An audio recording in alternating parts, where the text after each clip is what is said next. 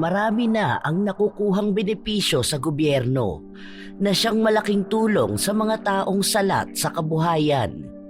Ngunit nagiging mainit din ito sa mata ng mga taong sakim. Katulad ni Jolina, kung saan lahat ng maaaring pagkunan ng pera ay nilalapitan niya, kahit na may mas karapat-dapat pa para sa pinansyal na tulong. Dahil sa kasakiman niya, mabibigyan siya ng leksyon. Maaari pa kaya siyang mapagbago nito o hahayaan na lang siyang lamunin ng kamalian na nagawa niya at habang buhay siyang sasailalim sa itim na kapangyarihan. Paldo-paldo na naman tayo. Sahod sa 4-piece ngayon. Sarap! Ang bango talaga ng pera. Ano, ready nyo na ang lamesa mamaya, taong eats na tayo. Magluluto lang muna ako ng tanghalian. Siguro mga 3:00 laro na tayo. Kahit na anong oras nyo pa gusto, uubusin ko tong pera na to. Ipinapaypay pa ni Jolina ang pera na nakuha niya mula sa pinansyal na programa galing sa gobyerno. May pagmamadali rin siyang nag-asikaso ng kakainin ng mga anak niya. May 2 anak si Jolina at lahat yun ay nag-aaral. Lahat ay nasa elementarya pa lamang. Nasa 3 baitang ang kanyang bunso. Kasama siya sa tinatawag na Pantawid Pamilyang Pilipino Program o mas kilala bilang 4-piece. 3 taon na siyang kasama rito, kahit pa man hindi naman talaga siya kabilang sa mahirap na pamilya.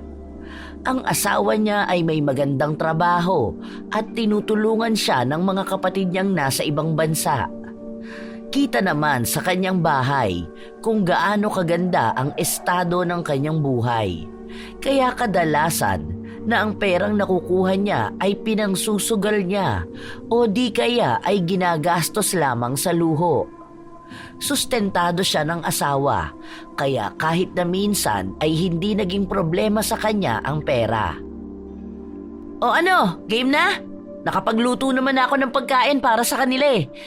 Kakain naman na yung mga yon pag uwi. Tara na, kahit hanggang bukas pa tayo matapos. Show money tayo ah.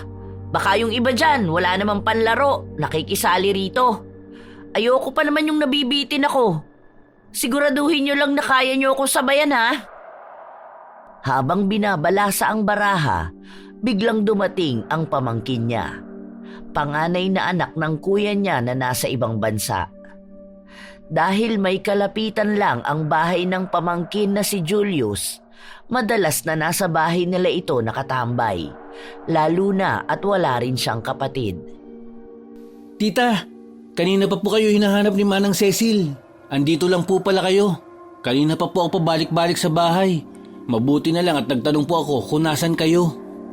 Ay, ano ba naman yan, Julius? Sana sinabi mo na busy ako at marami akong inaasikaso. Hayaan mo siya. Ayoko mabadtrip at baka malasin lang ako sa pagsusugal ko. Umuwi ka na lang sa bahay. Kapag ando ng mga pinsan mo, sabihin mo na may merienda akong iniwan sa ref. Nakapagluto na rin naman ako ng ulam eh. Kung sakaling gustong kumain ni Kira ng kanin. Ikaw rin, doon ka na sa bahay kumain. Samahan mo muna sila. Bilisan mo na, umalis ka na rito. Huwag mo akong guluhin dito ah. Ang ganda-ganda pa naman ang laro namin. Sabi po kasi ni Manang Cecil, kung may pera na raw po ba kayo? Ang sabi niyo raw po kasi pauutangin niyo siya kapag nakapindot na kayo. May pindutan na raw po kanina kasi nakasahod na ng 4-piece yung isang kapitbahay niya. Papuntahin ko po ba rito? Pabalik-balik na rin po yun kasi sa bahay kanina pang tanghali. Kawawa naman. Ang init pa naman. Aba, bakit mo pa pupuntahin dito? Sinabi ko na nga sa'yo na hayaan mo siya, di ba? Mangungutang siya eh. Alam na nga niya na kailangan ko rin ng pera. Hayaan mo siya. Matuto siyang maghanap ng kaperahan. Hindi yung kapag may kailangan siya, lalapit siya sa ibang tao. Kung sana ginagamit niya ang kukote niya, hindi puro bibig at pagpapaawa. Tanga-tanga kasi ng babae na yun eh. Kukupad-kupad sa bigaya ng ayuda. Nung nakaraan, nagbibigay ng pera yung tumatakbong konsehal. Hindi niya tinanggap. Ang gusto, manindigan sa prinsipyo niyang hindi siya nagpapabayad ng boto. O ngayon, mamatay siya sa gutom. Ipansaing niya yung prinsipyo niya. Basta ako, wala akong pakialam sa kanila. Hanggat nakakakuha ko ng pera galing sa gobyerno, safe ako. Sige na, ibalasan nyo na yan. Ikaw Julius, umuwi ka na. Kapag hinahanap ako ni Cecil, sabihin mo hindi mo alam. Huwag mo ako ituturo dito, ha? Kasi naman tita, naaawa na ako sa kanya. Ipambibili niya raw sana ng pagkain at gamot. Nakausap ko na raw kasi niya tungkol dyan sa utang. Isa pa, mas maawa ka sa sarili mo kapag hinagis ko sa'yo tong lamesa. Ayoko sa lahat yung nagbibigay ng malas kapag nasa sugalan ako. Napakamot na lang sa ulo ang binatilyo dahil hindi niya alam ang kanyang susundin. Pero sa huli ay wala rin naman siyang nagawa kundi bumalik sa bahay. Si Jolina naman ay tuwang-tuwa sa pagsusugal. Winawaldas ang perang hindi naman niya pinaghirapan. Inabot sila ng madaling araw bago umayaw ang mga kalaban niya. Bad trip ah. Talo ko ng 3,000. Nadaya ata ako ng mga yun. Nagkakampihan sila eh. Paano na kaya gagawin ko nito? Ay sakto, may listahan ng mga watcher bukas. Magkakaroon na naman ng bigayan ng pera. Maaga na lang ako mag-aasikaso para mauna ako sa pila. Magkano rin yun ah? Nasa 3K din yun. Umuwi si Jolina na tanging barya na lang ang laman ng bulsa. Para bang baliwala lang sa kanya ang pera na nilustay niya sa sugal dahil hindi naman talaga yon galing sa kanyang dugot pawis. Sa paglipas ng mga araw, palaging nangunguna si Jolina sa bigayan ng ayuda. Madalas ay nasa unahang listahan ang pangalan niya. Kahit na hindi siya magpunta, may naglilista na para sa kanya, lalo pat may kapit din siya sa barangay. Habang nagpapahinga sa loob ng bahay si Jolina, narinig niya ang sunod-sunod na pagkatok sa kanilang pinto. Aba, sandali lang naman! Bakit kailangan pang kumatok? Sa susunod, tumawag na lang ah! Anong kailangan mo? Ate Jolina, makikisuyo lang sana ako. Mangungutang ka ba? Hindi ako nagpapautang eh. Ayoko ma-stress pagdating sa singilan. Pasensya na, subukan mo doon sa iba. Hindi naman po tungkol sa utang. Gusto ko lang sanang sabihin na baka pwedeng ako na lang ang pumalit sa pangalan ng asawa mo. Para dun po sa tupad. Kasi napansin ko na 3 pangalan ang nakalista. Yung sayo, sa asawa mo at sa kapatid mo. Pero wala naman dito yung kapatid mo. At hindi rin naman po magagawa ni Kuya Bong na maglinis. Kasi po may trabaho siya. Nagbabaka sakali lang po ako kasi kailangan din namin ng pera. Bakit ka ba nakikialam? Sinisilip mo ba ang mga nakukuha ng pamilya namin? Aba, para saan pa? Kasama ka ba doon sa mga inggit na inggit kaya hilig manira ng kapwa? Hindi naman po yun ang ibig kong sabihin. Nagbabaka sakali lang ako. Galing kasi ako sa barangay at may nakapagsabi sa akin na ganun nga ang nasa listahan. Medyo unfair naman sa part namin yun, kahit ito lang po sana. Kasi nasa 4-piece ka naman po eh. May iba pang mga bigayan na kasama ang pangalan ninyo. Hindi! Ayoko ipalis ang pangalan ng kapatid at ng asawa ko doon. Ang galing mo naman! Sino ka ba para pagbigyan ko? Gusto mo lang akong utakan eh. Aba Maria, matanda na ako para lamangan mo pa. Hindi ko nakasalanan kung hindi ka napasama sa listahan dahil siguro hindi ninyo deserve yon. Ang sugapa mo naman kung pati to gusto mo pang alisin sa akin. Mahiya ka naman. Ang punto ko po rito, hindi naman po kasi nakakapaglinis ang asawa nyo. Paano naman po siya pipirma doon? Baka masayang lang din. Kaya nga po ako nagpunta rito para sana maging maayos ang usapan natin. Huwag naman po kayong magalit. Ang ayos ko naman pong humarap sa inyo. Ako na ang bahala doon. Nakakasira ka ng araw, alam mo ba yon? Doon ka na nga. Ayoko nakikipag-usap sa mga ganyan, lalo na sa mga hampas lupa na gaya mo. Ang kitid pa ng utak, hindi makaunawa ng kapwa. Diyos ko po, patawarin talaga. Pabalagbag na isinarado ni Jolina ang pinto at bumalik sa kanina niyang pwesto. Sa paglipas ng mga araw, hindi siya tinitigilan ni Maria na pakiusapan. Ngunit ilang beses niya rin itong tinatanggihan. Pinagtatabuyan niya ito na para bang isang hayop na ayaw niyang makita. Nasisira rin ang kanyang araw sa tuwing nagkakasalubong ang kanilang landas dahil alam niyang pipilitin lang siya ni Maria na ipaubaya na sa kanya kahit isa lang sa mga nakalistang pangalan para sa tupad. Diba? Sino ba namang hindi maiinis sa kanya? Ang tanga niya kasi. Kung sana nakipila siya ng mas maaga, hindi sana siya ganyan. Hay nako, pinababayaan ko na lang sila. Kahit ang daming naiinggit sa akin, kesyo mas pabor daw sa akin ng mga ganyan dahil kamag-anak ko si Kapitan. Ay ano naman? Kasalanan ko ba na kaming mga kamag-anak ang inuuna? Bakit kasi hindi sila magpapasok ng kamag-anak nila sa gobyerno? Sa bagay, sino ba naman boboto sa mga kamag-anak nila? Katulad lang din naman nilang mga dukha at walang alam. Hay, sumasakit lang ang ulo ko kapag iniisip ko. Pinakalma ng kumari niya si Jolina upang manahimik na ito sa pagsasalita dahil wala naman siyang ibang bukang bibig kundi puro Maria at pagyayabang sa mga ayuda niya. Maging sila ay nagsasaawa na sa kanya, ngunit tinitiis lang nila. Habang nasa labas sila ng bahay at nagpapahangin, napansin nilang palapit si Maria. Ilang hakbang pa ang layo niya, pero pinagsisigawan na siya ni Jolina. Ano? Kukulitin mo na naman ba ako? Tama na, please lang. Payout na namin, kaya manahimik ka na dyan sa kakakulit sa akin. Sa susunod kasi agapan mo, hindi yung para kang tood kung gumalaw. Gumamit ka nga ng utak at diskarte, ha? Bakit po kailangan niyo pang sumigaw? Wala naman po akong gagawin. Dadaan lang ako dahil pupunta ako sa tindahan. Sos, nagpapalusot ka pa. Alam ko naman na kukulitin mo na naman ako tungkol dyan sa tupad.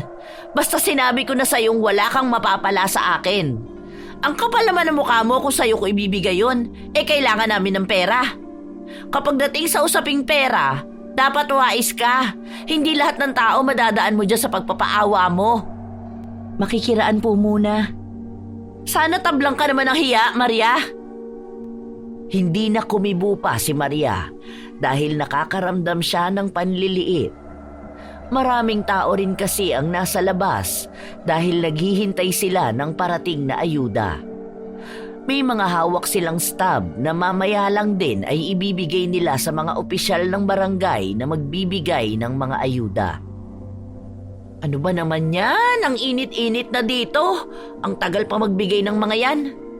Hindi man lang inaayos sa mga trabaho nila. Oh, ayan na pala sila. Hoy, dito muna kayo! Unahin nyo na rito sa bahay ko at gusto ko nang pumasok sa loob. Napakainit dito sa labas. Pawis na ako. Hay, ang lagkit ko na kahit bagong ligo ako. Galing pa namang abroad ang lotion na gamit ko. Pinagsisigawan ni Jolina ang mga taong nagbibigay ng mga ayudang nakalagay sa isang bag. Ngunit hindi siya pinakinggan ng mga ito dahil mas inuna nilang lapitan ang mga madadaanan nila.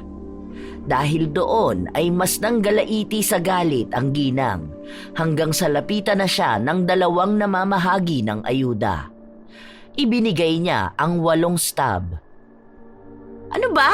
Bakit ang babagal yung mamigay ng ayuda? Sayang lang ang pinapasahod sa inyo. Kung ganyan kayo kakukupad gumilos. Daig niyo pa mga pagong ah. Nangatwiran ang isang babae na hindi naman nila mapagsasabay lahat dahil iniisa-isa nila ang mga stab kung wala bang namemeke nito. Ganon din ang ginawa sa hawak niya. Nagtaka rin ang mga namamahagi ng ayuda dahil masyadong maraming stab ang hawak niya.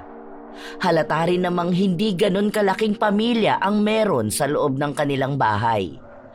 Nagtanong pa ang isang babae, ngunit sa halip na sagutin ng maayos, pabulyaw na nagsalita si Jolina. Aba talagang kailangan nyo pang alamin? Bigyan nyo ako kung ilan yung hawak ninyo. Nakikita nyo na nga na hindi yan peke. Ano pa bang tinatayo-tayo nyo dyan? Trabaho nyo yung mamigay, hindi ang mag-imbestiga. Baka gusto nyo isumbong ko kayo kay Kapitan. Kamag-anak ko yon. Meron din kami mga kamag-anak na pulis at attorney. Alam nyo bang bawal sa batas itong ginagawa ninyo? Akin na, nasa na ba? Ang init na nga rito sa labas. Pinapainit niyo pa pati ang ulo ko. Napakamot na lang sa ulo ang dalawa habang pinagsisigawan sila ng ginang. Nagbigay sila ng 5 bag kay Jolina at sinabi na babalikan na lang ang 3 mamaya. Dahil yun lang ang nabitbit nila. Bakas din ang pagod sa kanila dahil ilang oras na silang naglilibot sa barangay upang mamahagi ng ayuda. Ay, hindi pwede yung ganyan. Sasama na ako sa inyo para makuha ko pa ang 3 bag. Niloloko nyo ata ako eh. Alam ko yung mga galawan nyo na yan. Kulang ang ibibigay nyo sa akin para iuuwi nyo ang sobrang ayuda. Sus! Baka naman karmahin kayo sa ginagawa ninyo. Nanlalaman kayo ng kapwa ninyo. Diyos ko, kabahan naman kayo sa ganyang gawain. Ang babata nyo pa naman. Pero ngayon pa lang pinapakita nyo na kung gaano kayo kagahaman. Naku, ganyan ang mga taong dapat iniiwasan eh. Matining ang boses ni Jolina at sumasabay pa sa init ng panahon ang mga salitang binibitawan niya. Upang matahimik na lang ang utak ng dalawa, ibinigay na nila ang hangad ng ginang. Matapos nun ay pumasok na rin siya sa loob ng bahay at inayos ang mga nakuha niyang ayuda. Pinagsama-sama niya ang mga bigas na nasa 24 kilos din, maging ang mga pagkain na kasama sa loob ng bag. Oh, tita, ang dami naman po niyan. Parang hinakot niyo na lahat ng nasa sasakyan nila. Aba ganyan talaga dapat. Kulang pa nga yan ng 5. Hindi na kasi binigay sa akin dahil baka raw mahalata. Yung 2 ibinigay ko sa kumari ko, kaya ayan lang muna sa ngayon. Ang konti nga eh. Kaunti pa po pala yan? Paano naman po yung iba na isa lang ang nakuha? Masaklap, yung iba wala pa. Aba hindi ko na problema yun. Basta sa akin, kumpleto. Bilang ko yan ha, baka may mawalang biskwit dyan. Huwag kang kukuha dyan. Kinabukasan, nagbukas ng tindahan si Jolina at ibinenta niya ang mga ayuda na nakuha niya. Sinalansan niya ang mga pagkain para madali lang itong makita ng mga bibili. Tita, bakit binibenta niyo po yan? Di ba dapat libre po yan kasi binigay yan ng gobyerno? Huwag mo nga akong pakialaman, bata ka. Hindi ito libre. Sa panahon ngayon, wala na ang libre. Pinaghirapan ko rin niyang kunin. Ang galing naman nila kung makakalibre sila. Kasi narinig ko po na may mga hindi nakakuha ng ayuda. Ibigay mo na lang po yan sa kanila. Katulad doon sa kaklase ko. Ang dami po nila sa bahay tapos isa lang ang nakuha nila. Tapos, ikaw tita, ang dami-dami. Hindi naman lahat yan makakain. Tignan mo po yung sardinas. Hindi naman ganyan ang brand na kinakain nyo dito sa bahay. Hindi naman yan kumakain si Kira.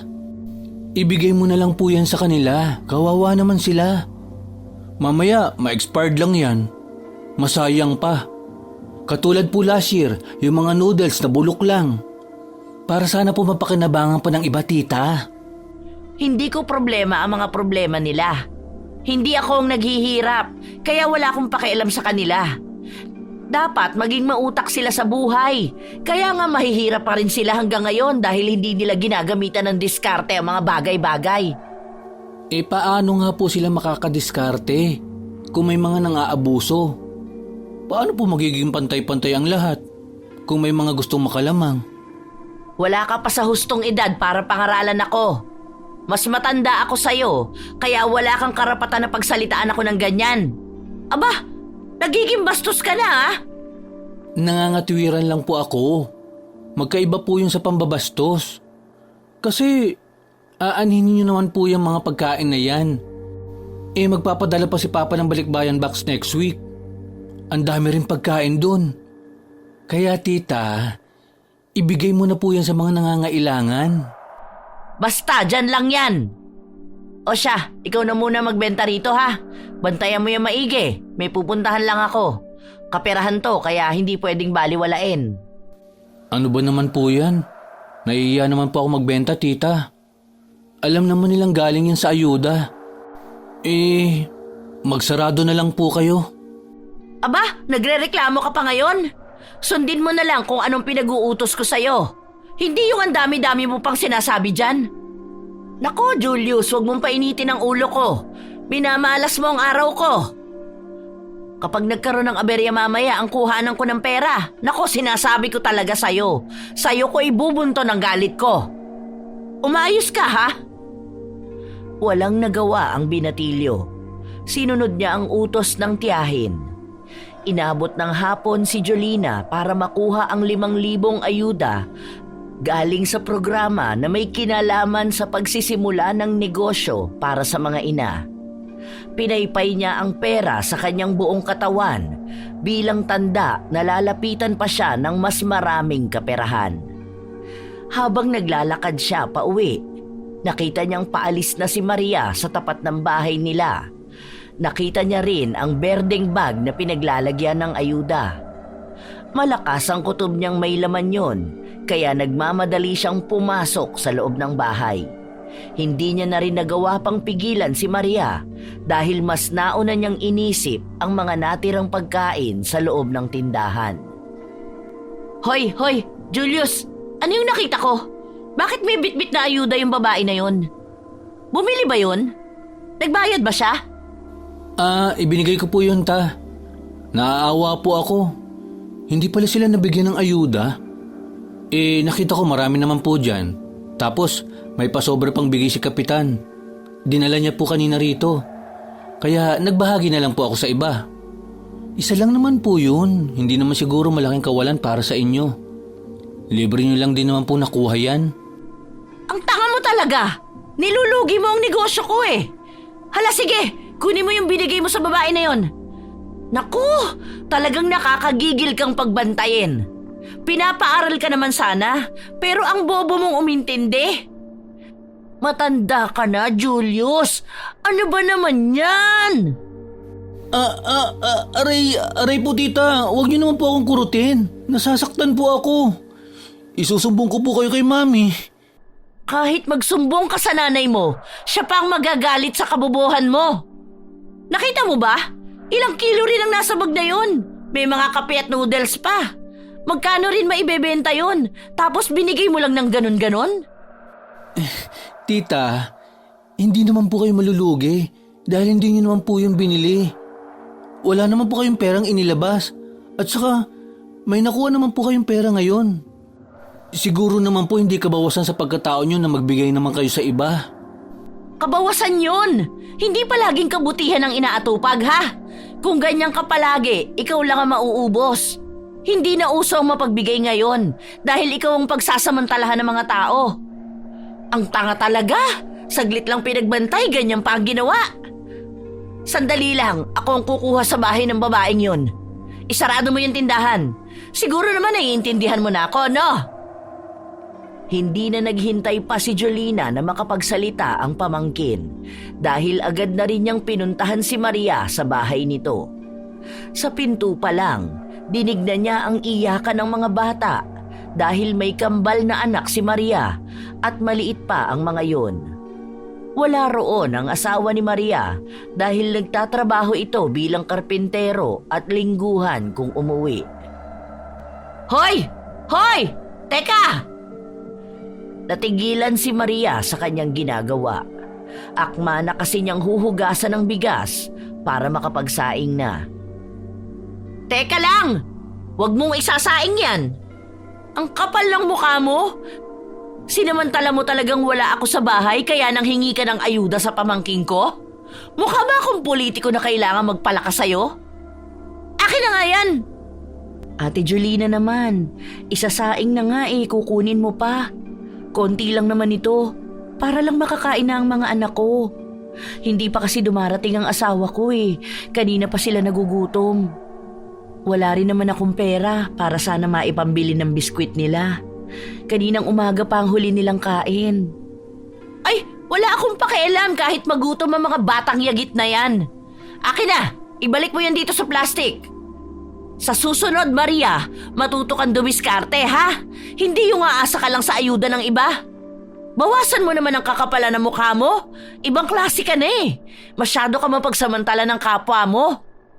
Kahit 2 takal na lang ate, kahit yung pansaing ko na lang ngayon.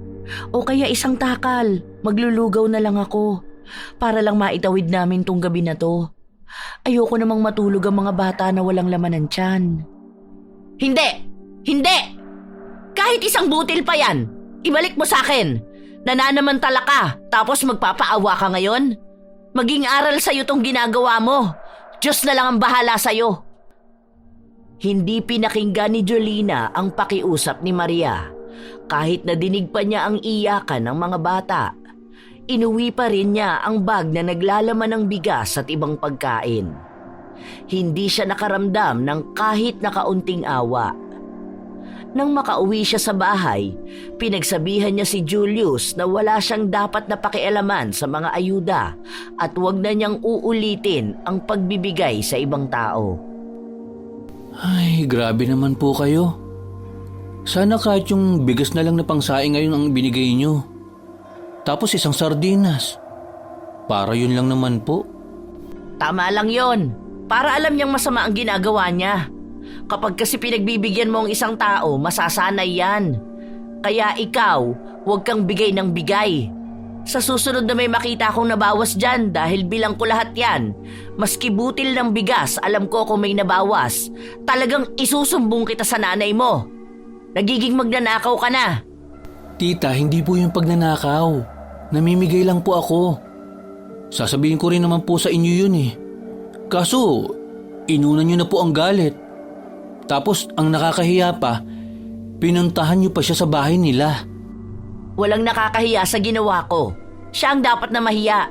Hindi siya dapat ganun umasta, kahit na nagugutom na ang pamilya niya. Alam niya kasi na mabait ka eh. Kaya sa'yo siya lumapit. Kung sa akin yan, baka mas masasakit na salita pa ang narinig niya. Yun na nga po eh. Kasi ganyan kayo magsalita. Tapos, hindi nyo rin naman tutulungan. Ay, gabi na, Julius. Bakit gusto mo pang maubos ang oras natin sa pagtatalo na to? Hindi ka naman mananalo dahil bata ka lang. Mas may alam ako sa'yo pagdating sa buhay, kaya manahimik ka dyan. Natapos ang gabi nila, na panay bunganga ni Jolina ang naririnig. Maging ang mga anak niya ay pinagsabihan niyang wala ni isa sa kanila ang maaaring gumalaw ng ayuda at tanggihan nila ang sino mang manghihingi sa kanila. Hanggang kinabukasan ay hindi tumitigil si Jolina sa pagbubunganga. Umuwi na lang muna si Julius sa bahay nila dahil nananawa na siya sa boses ng tiyahin. Habang nagpapahinga si Jolina, napansin niyang dumaan ang kanyang kumare. Wow! Ayos ah! Ang ganda ng buhok mo! Straight na straight! Sinabi sa kanya ng kumare niya na kapapaayos niya lang ng buhok kaninang umaga. Nagbayad siya ng 300 pesos para sa treatment. Hinawakan ni Jolina ang buhok ng kumare niya at napansin niya na malambot nga ito. Tingnan mo ang buhok ko. Mukhang walis tambo, ano? Kay Maria ka nagpaayos? Talaga bang mga 2 hours lang yan ginawa? Ayos na rin. Magkano kaya magpariban sa kanya? Maiksi lang naman ang buhok ko eh. Madali lang tumaayos. Siguro kaya na ang 500 ano? Hindi naman siya sa salon naggagawa eh. Sinabi na lang ng kanyang kumare na mas maganda kung si Maria ang tatanungin niya para malaman kung magkano aabutin ang pagpapaayos ng kanyang buhok. Nang oras din na yon ay pinuntahan ni Jolina ang bahay ni Maria at naabutan niya itong nag-aayos ng buhok ng isa nilang kapitbahay. Maganda ang pagkakagawa sa buhok ng mga kababaihan na nakikita ni Jolina, kaya naeengganyo rin siya na ipaayos ang kanya. Hindi siya papayag na mukhang walis tambo ang buhok niya, habang malambot naman ang sa iba. Matagal na rin kasi niyang nais na ipagawa ang kanyang buhok. Ang problema ay nauubos niya sa sugal ang pera na binibigay sa kanya ng kanyang asawa at namamahalan din siya sa presyo sa salon. Wow, ang ganda niya na! Ang kintab pa! Dati mas malala pa ang buhok niyan kaysa sa akin. Kaya mo ba sa reband? Ayoko kasi ng treatment lang. Mas maganda kapag straight talaga. Gusto ko yung pangmatagalan. Kaya ko naman pero magpapahinga muna ako. May katagalan ng reband, baka abutin tayo ng 6 hours dyan sa buhok mo. Kung gusto mo, pupuntahan na lang kita sa bahay nyo. Patutulugin ko lang ang mga bata. Andito naman na ang asawa ko eh. Pwede niyang bantayan saglit ang mga anak namin. Oo, sige. Ayos lang sa akin. Maliligo muna ako at magluluto para makakain na rin ang mga anak ko. Hintayin na lang kita sa bahay. Bilisan mo ha. Ayoko matagal maghintay. Sige, pero huwag kang maglalagay ng conditioner sa buhok mo ha. Baka hindi tumalabang gamot. Masayang bumalik sa bahay nila si Jolina. Sakto namang matapos siyang maligo ay dumating na si Maria at inayos ang mga gamit na dala niya. May malalaking gamot na bitbit ito at ang iba pang kagamitan. Sigurado ka bang safe itong pang-reband mo? Hindi ba masusunog ang buhok ko? Naaalala ko pa mga kapitbahay namin nung dalaga pa lang ako. Nasusunog ang buhok nila dahil sa tapang ng gamot. Hindi naman siguro ganun ang mangyayari sa akin, ano? Matagal mo na ba itong ginagawa? Nagtrabaho ako noon sa isang salon, kaya alam ko to. Halos 5 taon din ako sa trabaho ko na yun. Ngayon na lang ulit ako nakapag-reband dahil wala akong gamit. Sakto, kanina dumating ang asawa ko, binigay daw ng amo niya yung mga blower at plancha, tapos iba pang mga gamot. May-ari kasi yun ng salon. Kaso balak na raw isarado. Yung dating salon nila ang inaayos ng asawa ko, gagawin na lang siyang coffee shop. Mabuti nga sa akin binigay ito eh. Paano yung kasama raw ng asawa ko, wala pa naman daw nobya. Kaya hindi niya alam kung sinong gagamit. Malaking tulong din ito sa akin para may pandagdag kabuhayan. Aba ayos, libre lang pala ang puhunan mo dyan. Tapos nagpapabayad ka sa iba? Grabe naman yun. Hindi ba dapat libre na lang din? Kasi bigay lang naman sa'yo yan. Hindi naman po kasi libre ang effort kasi nakakangawit din ang magplantsa at dapat eksperto din sa paghawak ng buhok para hindi maluto at masunog. Kaya hindi lang naman sa gamit nakadepende ang binabayaran ninyo. Kaya mura lang din po ang singil ko, parang pambayad lang din sa akin mismo. Para namang sinusumbat mo sa akin kung mapapagod ka. Trabaho mo yan, malamang. Ang sakin lang, kapag libre mo naman nakuha ang mga gamit mo, sana huwag kang maging gahaman magpresyo ng pagpapaayos ng buhok. Sige, okay na siguro ang 300 para sa reband. Ang nipis lang nitong buhok ko, tapos hanggang balikat lang. Hindi ka naman nalugi dyan, no? Wala ka namang babayaran na pwesto, hindi katulad sa mga salon. Saglit na napatigil si Maria sa kanyang ginagawa. Mariin siyang napapikit. At sa mabigat niyang paghinga, sumang-ayon siya sa gustong presyo ni Jolina. Alam niya kasi na kahit makipagtalo siya, hindi pa rin siya magwawagi. Mas mananaig pa rin ang kagustuhan ng ginang. Uupo na ako rito ha. Basta, alam mo ang gagawin mo. Huwag mo ipahiya ang sarili mo. Mataas ang expectations ko sa buhok ko eh. Kaya gusto ko maging maganda at healthy yan. Naku, huwag kang magtatangka na sunugin yan.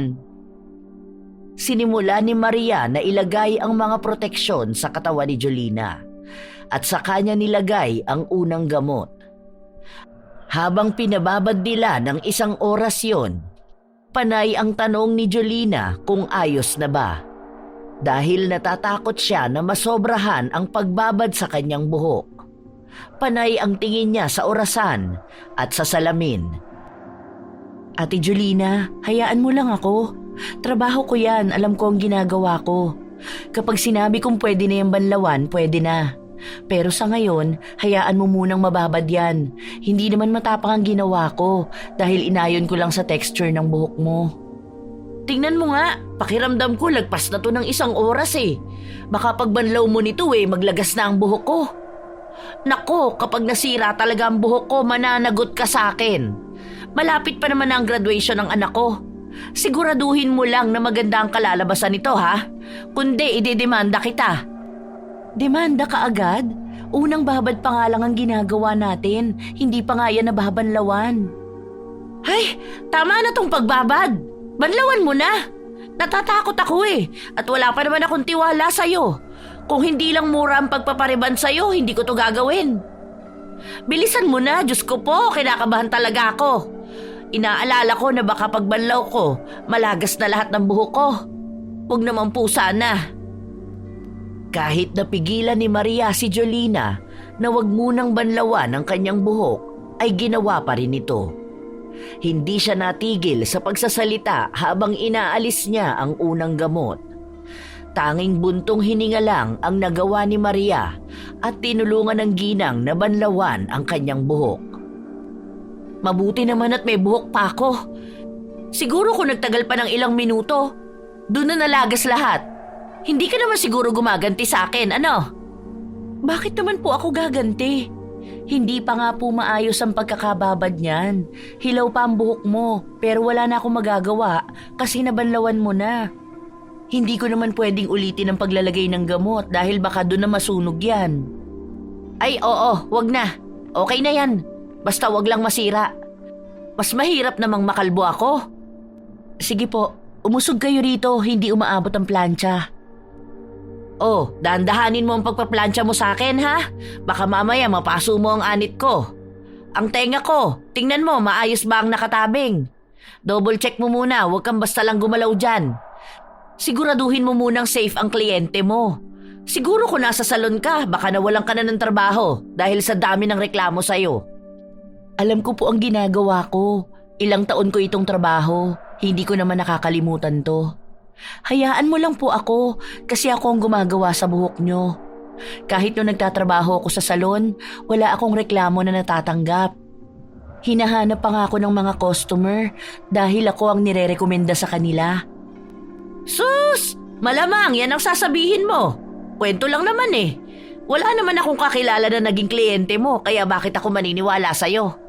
Ganyan naman ang sinasabi ng karamihan para magtiwala sa kanila. Itanong niyo po sa mga kakilala niyo rito. Alam po nila na magaan talaga ang kamay ko. Dahil sa ingay nila, tumayo si Julius mula sa pagkakahiga niya sa duyan at lumapit sa kanila. Tita, ang ingay mong ayusan ng buhok. Kung ako yan, papasuin talaga kita. Hindi ka nalang manahimik. Kanina pa po ako inaantok, hindi ako makatulog sa boses mo. Panay ka po reklamo eh.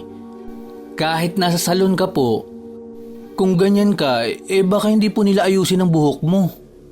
Aba bastos na bata to. Hindi ko naman sinabi na diyan ka sa duyan matulog. Akala ko ba umuwi ka sa inyo? Bakit nandito ka pa? Diyan ko nga po gusto dahil mahangin. At tutulungan ko si Ate Maria kapag babanlawan na po ang buhok mo. Kasi nga, kapag nagplansya na siya, bawal na mabasa ang kamay niya. Baka mapasma po siya. Ganyan po kasi yung kay Mami nung nakaraan. May pumunta po sa bahay na nag-ayos ng buhok niya. Nagpatulong po sa akin na magbanlaw. Hayaan mo siya. Trabaho niya yan. Binabayaran siya para gawin yan. Masyado ka matulungin.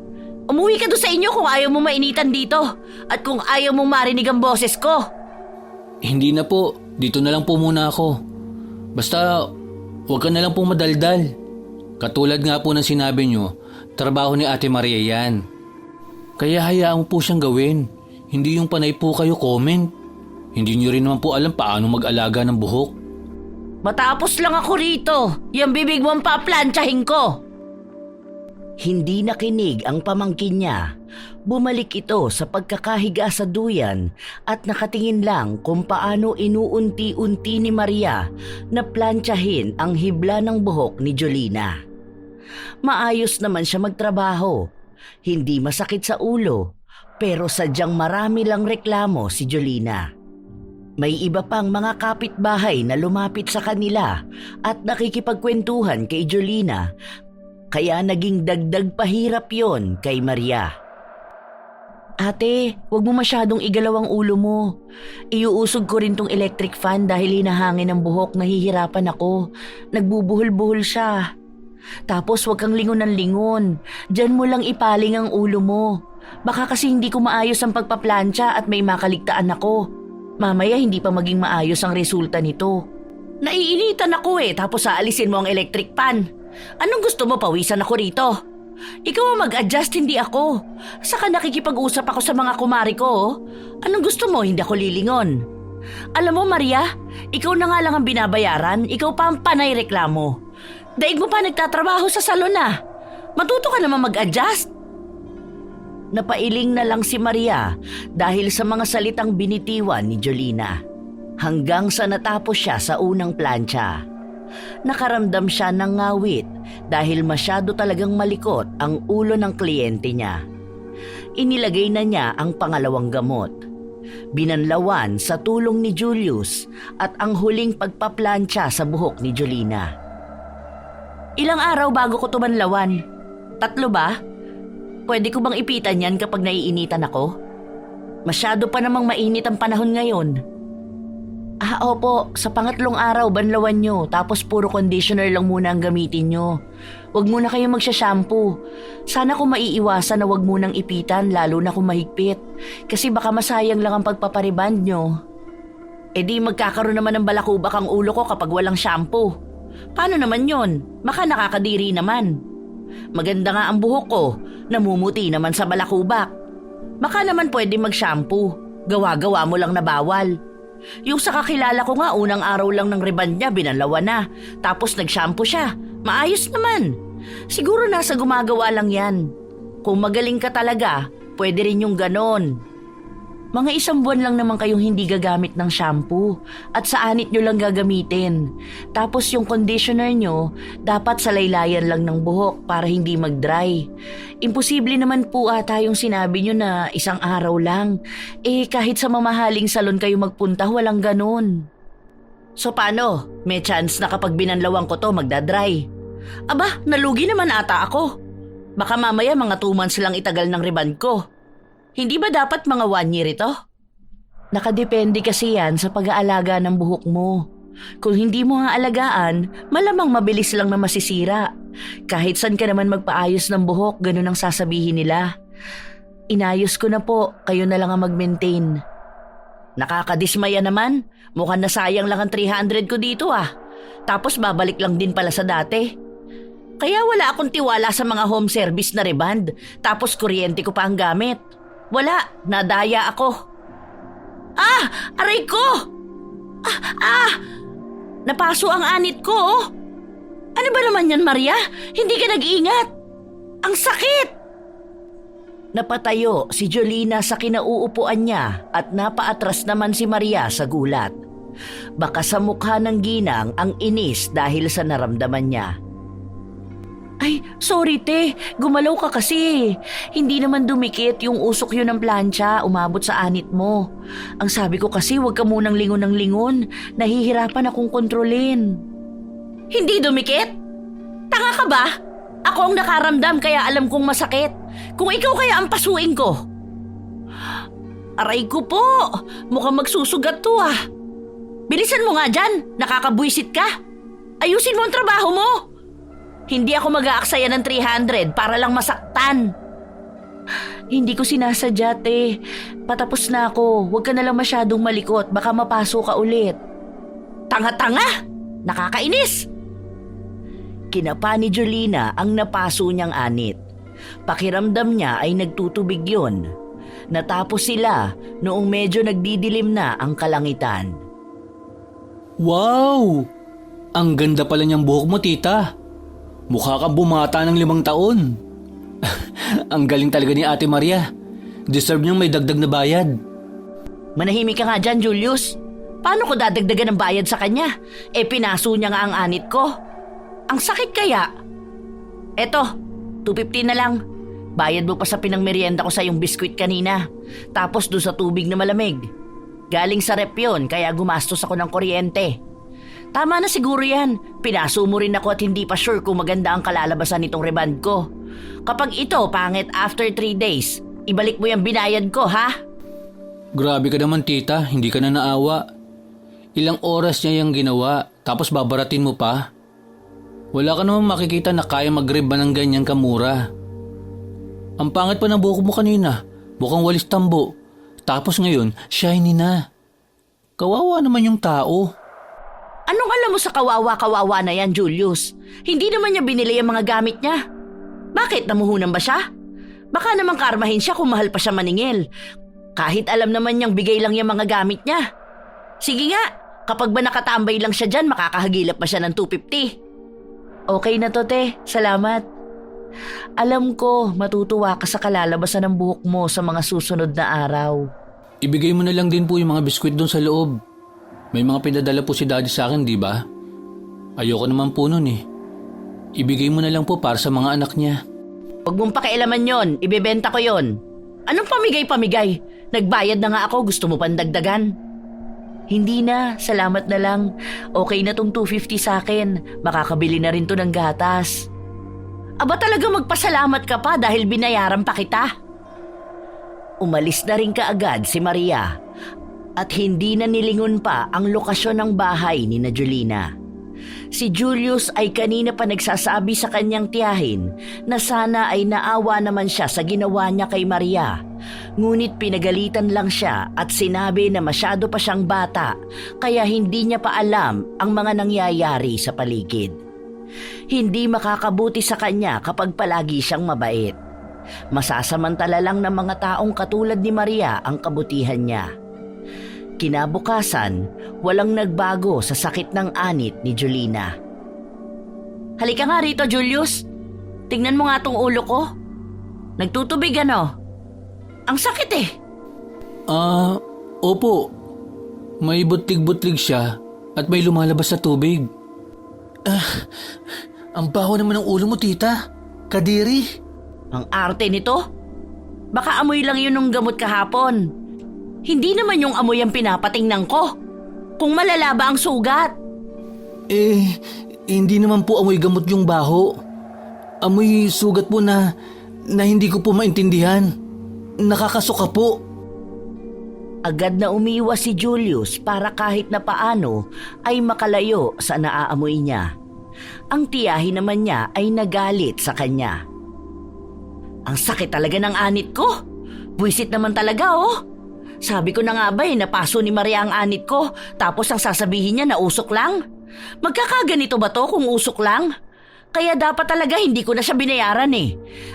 Ang laki ng perwisyo na nagawa niya sa akin. Kumuha ka nga ng gamot doon at lagyan mo tong ulo ko. Ayoko po. Ang baho niyan. Umaalingasaw po eh.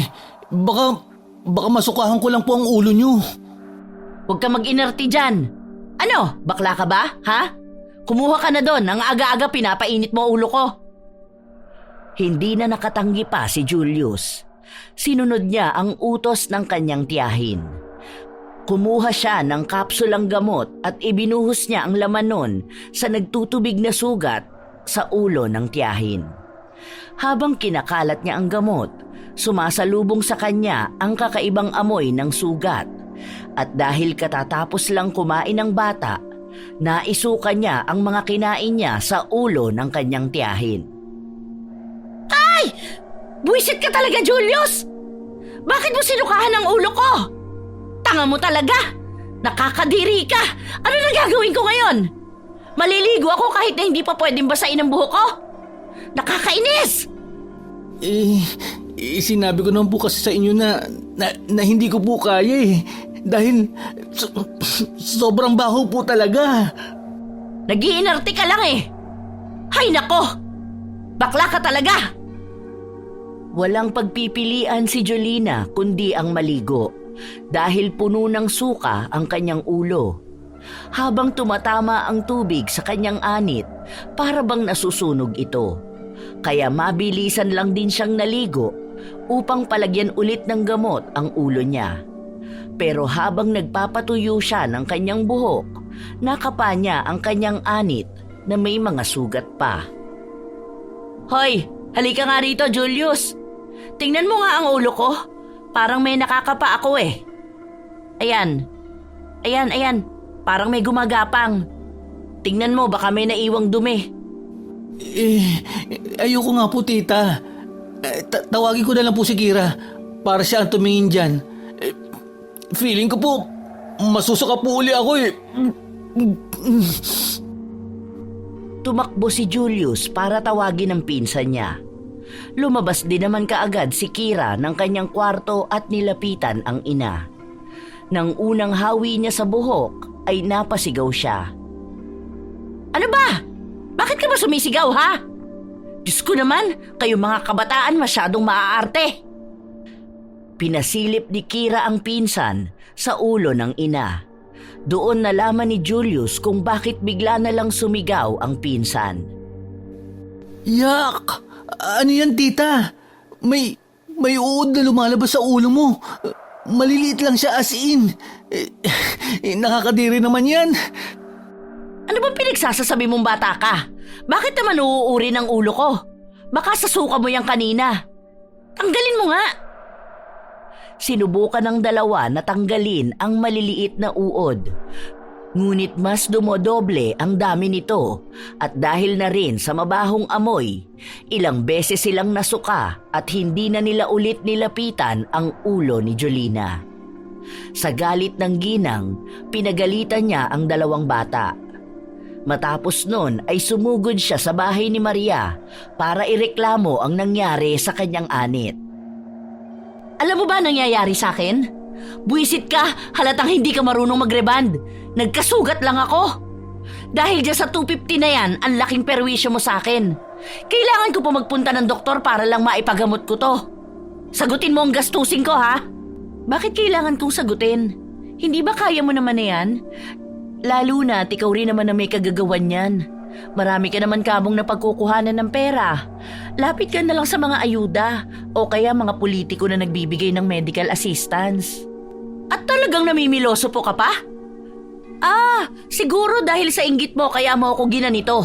Ano? Sabi na pakitang tao lang yung murang serbisyo mo ng reband. Sana, karmahin ka dahil dyan sa masama mong ugali. Kung nakakarma ang mga taong may masasamang ugali, siguro dapat tanungin mo ang sarili mo kung kasama ka na ba sa mga nakakarma. Huwag mo isisi sa akin ang mga nangyayari sa'yo. Sige, maging masaya ka ngayon dahil sinasabi ko sa'yo, sa oras na maging maayos ako, gagantihan kita. Sa'yo na yan 250 na bayad ko para sa buhok kong sinira mo.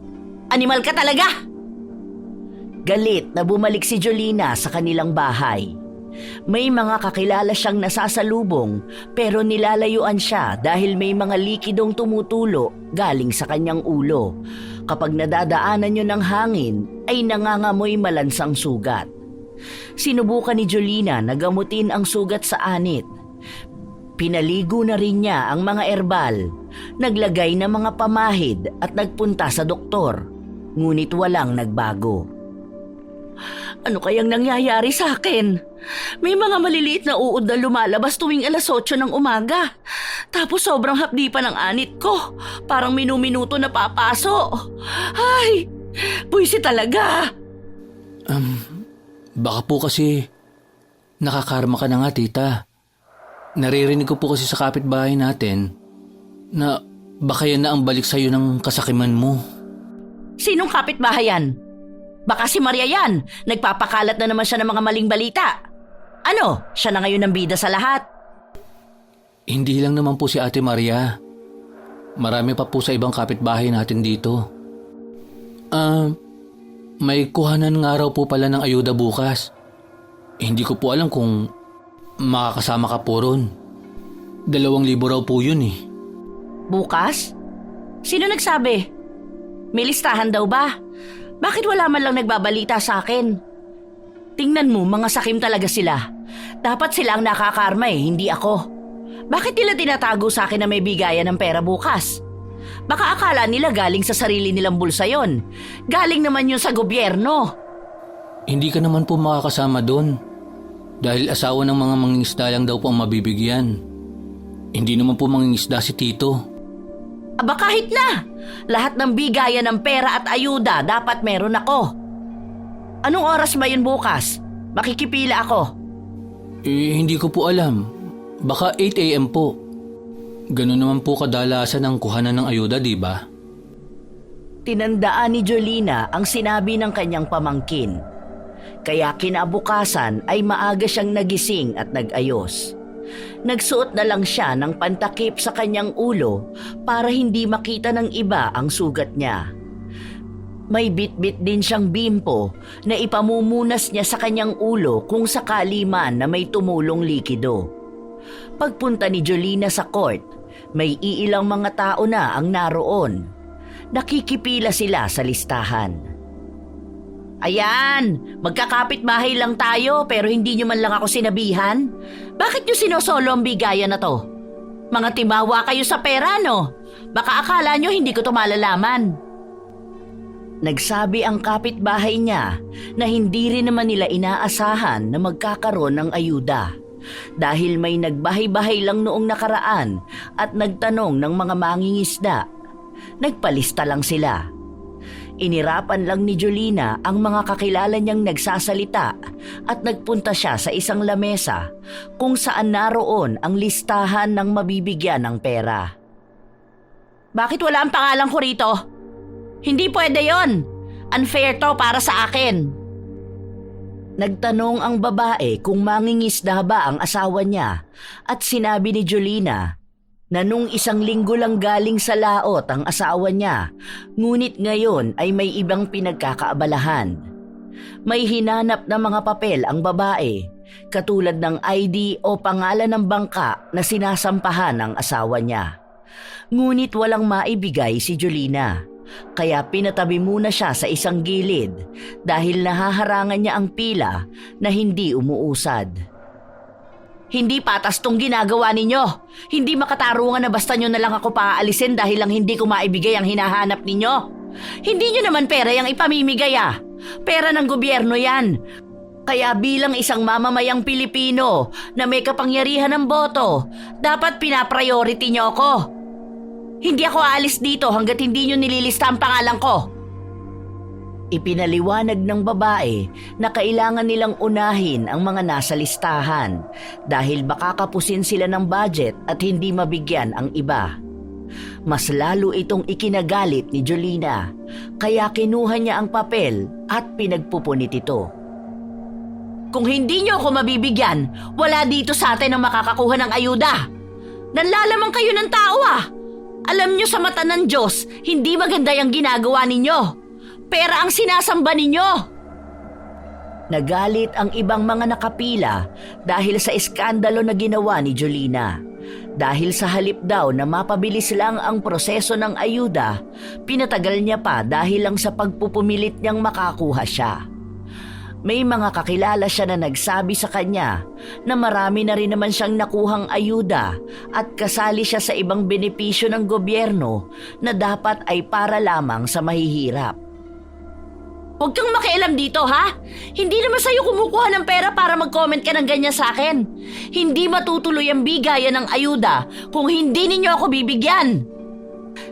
Sa inis ng isang babae ay itinulak niya si Jolina. Dahilan upang matumba ito at matanggal ang tabing na nasa ulo niya. Agad namang umihip ang malamig na hangin na siyang naging dahilan upang maamoy nila ang masangsang na amoy galing sa ulo ni Jolina. Ang OA niyo Bakit? Nababahuan ba kayo sa akin? Ganyan lang ang baho ng mga ugali ninyo. Mas nakakadiri pa nga kayo. Ang gaganid ninyo pagdating sa pera ng gobyerno. Gusto nyo, sa inyo lang napupunta. Napasigaw ang isang babae matapos niyang makita ang mga uod na gumagapang sa ulo ni Jolina. Dahil doon ay napilitan ng mga opisyales na palabasin siya sa court. Kahit na anong pagwawala niya, hindi siya pinahihintulutan na makapasok sa loob at makapanggulo pa. Simula nang nangyari yon, naging tampulan na rin ng tsismis si Jolina. Naaapektuhan na ang pamilya nila, lalo na ang mga anak niya. Bakit hindi ka papasok? Ano gusto mong gawin? Maging tambay na lang habang buhay? Umiyak ang anak niya at sinabi na palagi siyang inaasar ng mga kaklase niya na buhay pa ang kanyang ina pero nilalamon na ng uod. Maging ang bunso niyang anak ay hindi na rin lumalabas ng bahay dahil naririnig niya lang palagi ang usapan tungkol sa kanyang ina. Habang lumilipas ang mga araw at ilang linggo, nanatiling ganoon ang kalagayan ni Jolina. Bumababa na rin ang kanyang timbang. Nawawala ng paunti-unti ang kabuhayan nila at kahit ang mga ayuda na dati ay palagi niyang inaabangan ay wala na. Nararanasan na niya ngayon ang buhay ng mga taong sinasabi niyang wala siyang pakialam. Ang problema ng iba ay siya ng problema niya ngayon. Tita, may nakuha po akong ayuda. Ito po isa. Ito yung utos sa akin ni Tito. May nagbigay raw ng isang stub sa inyo. Buwisi talaga? Sinasamantala ng mga walang hiya ang kalagayan ko. Bakit pa kasi nagkaganito ang buhok ko? Sa halip na maging maganda, naglalagas na ngayon. Nakakalbo na ako. Mas lalong nakikita ang nakakadiring sugat sa anit ko. Lahat talaga to kasalanan ng walang yang Maria na yun eh. Siguro, masaya na siya ngayon sa nakikita niyang kalagayan ko. Buwisit! Buwisit! Pinagsisipa ni Jolina ang mga gamit na nasa harapan niya. Sinubukan niya rin na magpunta sa doktor pero walang nagbabago sa sugat niya.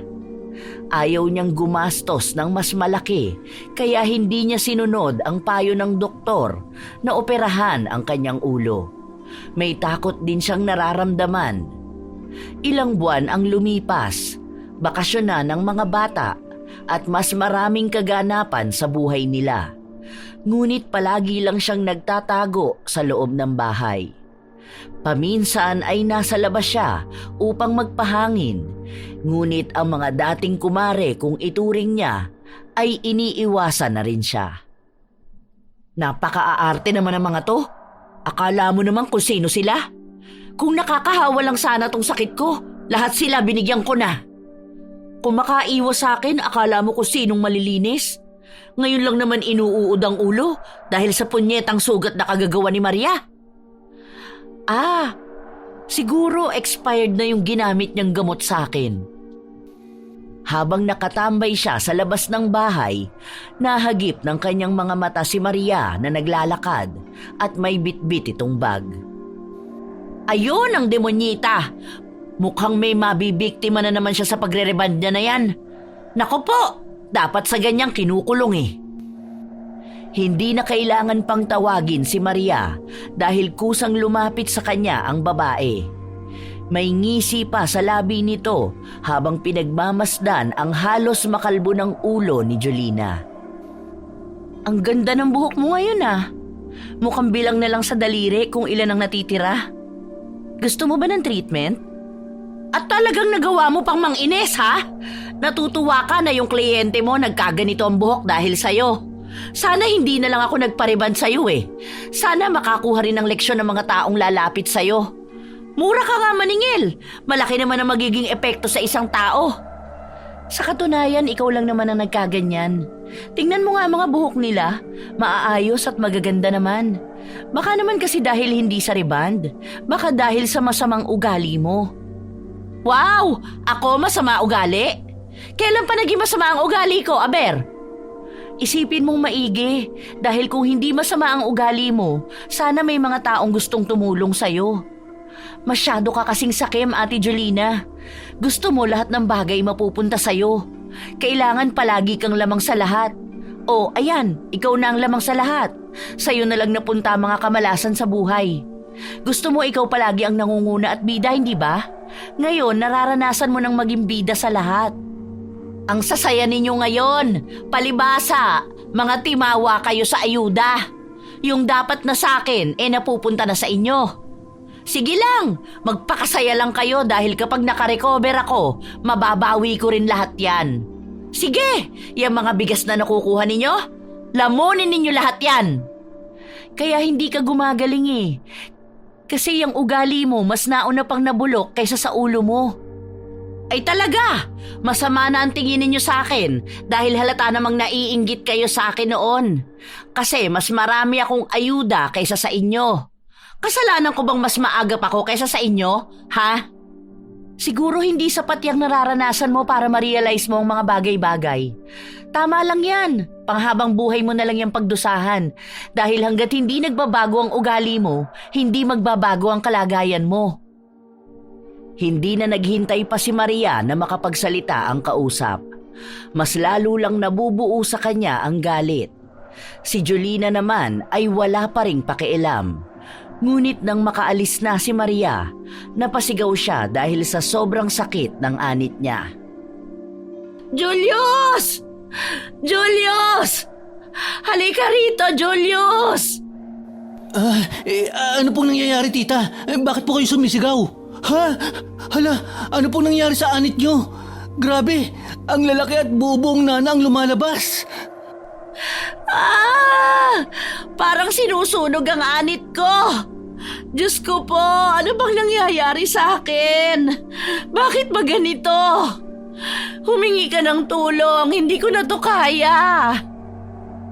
Agad na itinakbo ni Julius ang tiyahin sa ospital upang maagapan ang sakit na nararamdaman. May ginawa ang mga doktor sa kanyang sugat. Tinurukan din siya ng mga gamot. Ngunit lahat yon ay inilabas lang din ng tubig na galing sa kanyang anit. Hindi na napigilan ni Jolina ang maiyak dahil walang kahit na anong bagay ang kayang magpagaling sa kanya.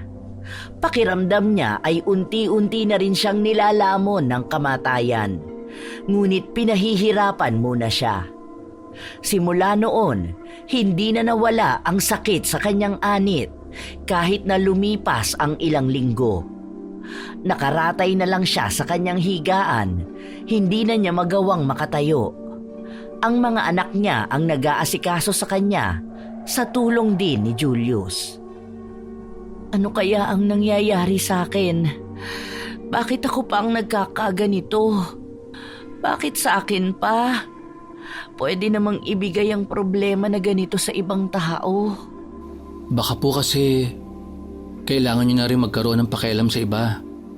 Baka kapag sa iba po nangyari yan, ang sasabihin nyo lang, hindi nyo na problema yan. Ngayon na problema nyo na yan, baka maunawaan nyo na rin po yung ibang tao.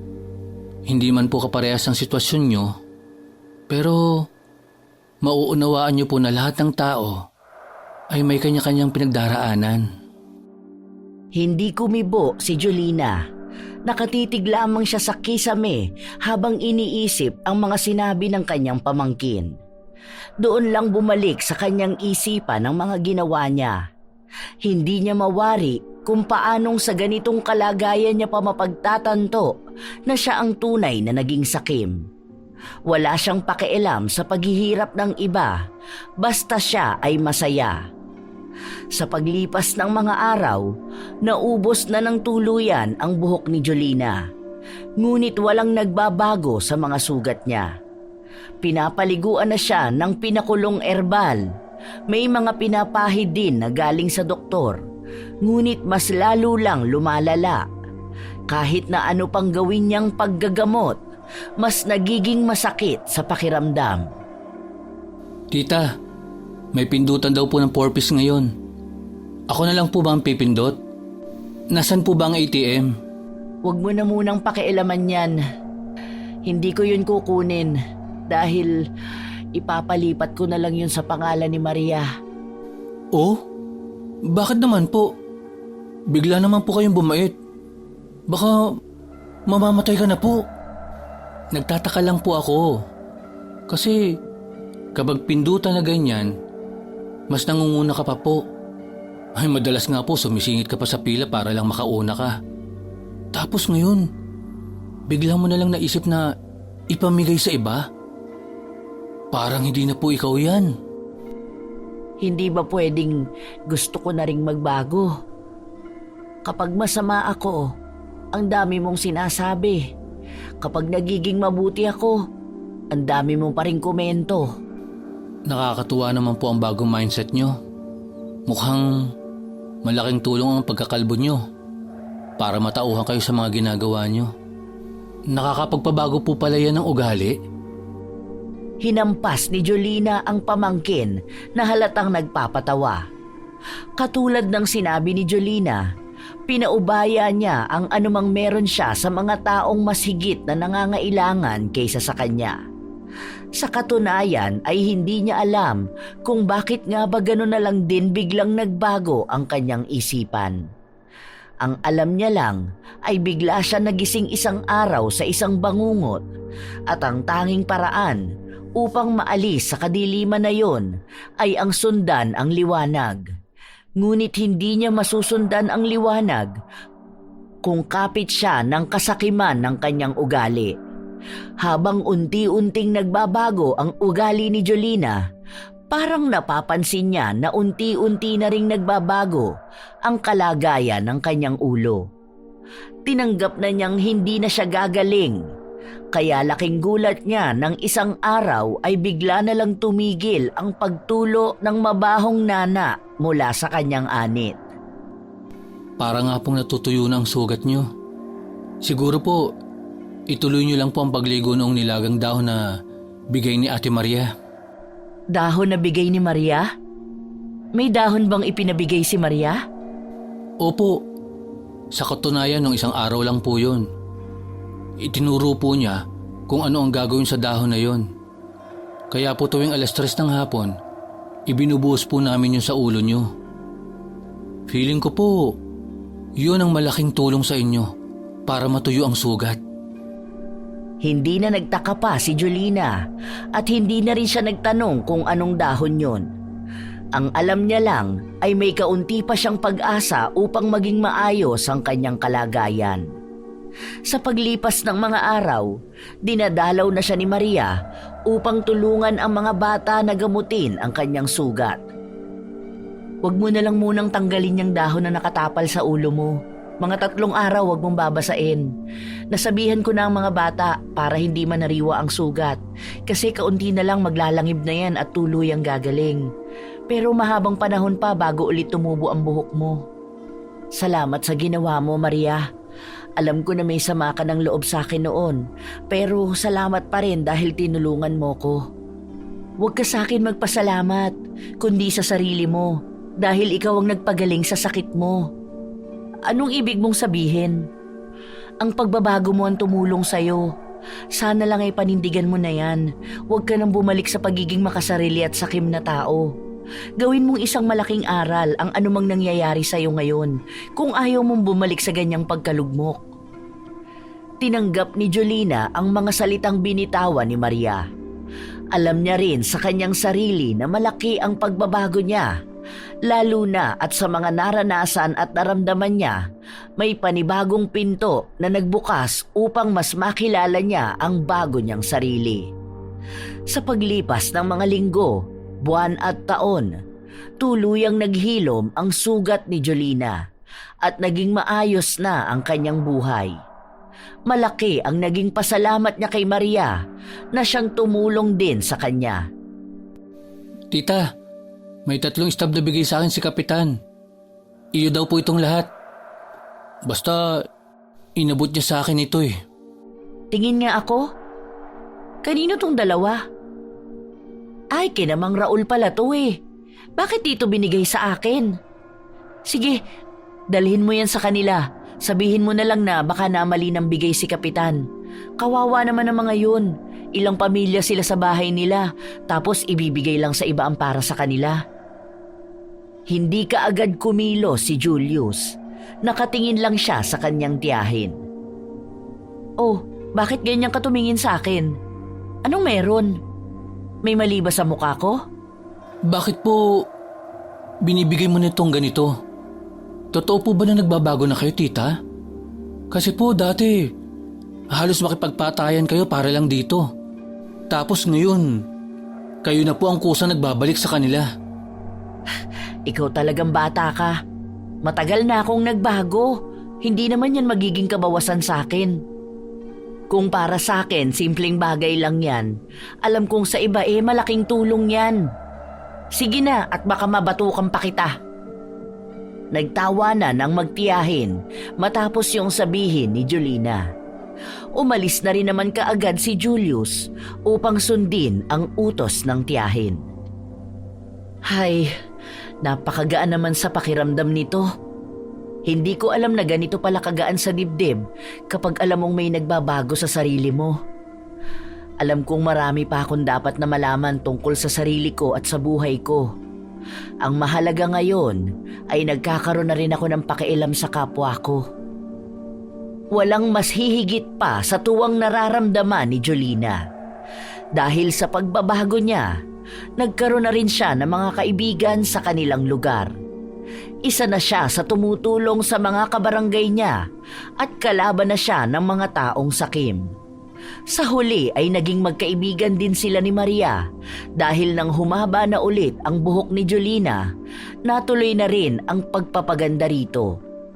Inisip na lang ng ginang na ang mga nangyari sa kanya ay maaaring isang pagsubok sa buhay niya upang imulat siya sa isang bagong pananaw na makakatulong sa kanyang sarili at komunidad. Na ang pagiging sakim at gahaman ni minsan ay hindi magbibigay ng pangmatagalang ginhawa. Maluwag sa kanyang kalooban na tinanggap ang pagtatantong mas masaya pa ring maging patas sa mundong walang nakatataas.